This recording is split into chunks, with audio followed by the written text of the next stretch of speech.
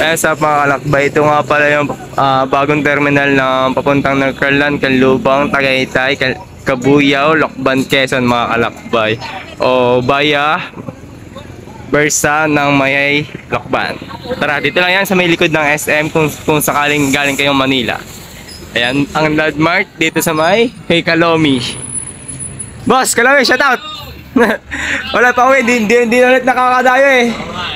Ano? Ito yung ating sasakyan. Pala-pala.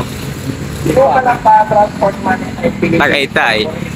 Dito tayo sa may Lokban, Quezon.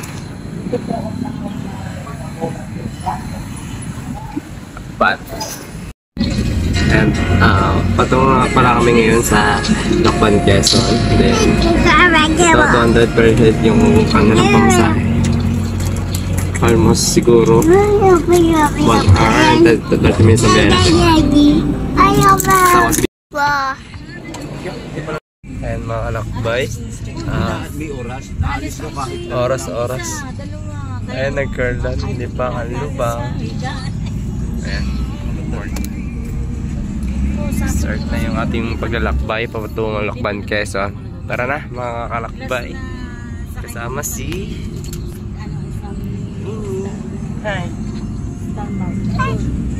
Ay, sinabi na dito na kami kinabukasan dito na kami.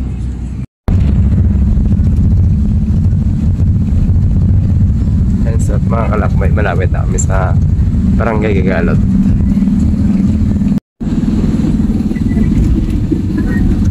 Hey baby.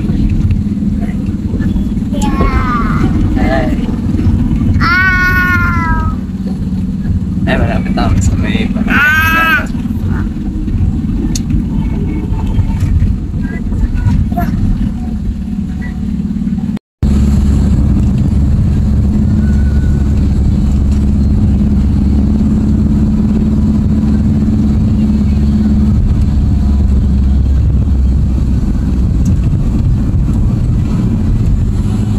Ayan, sa kanto lang kami.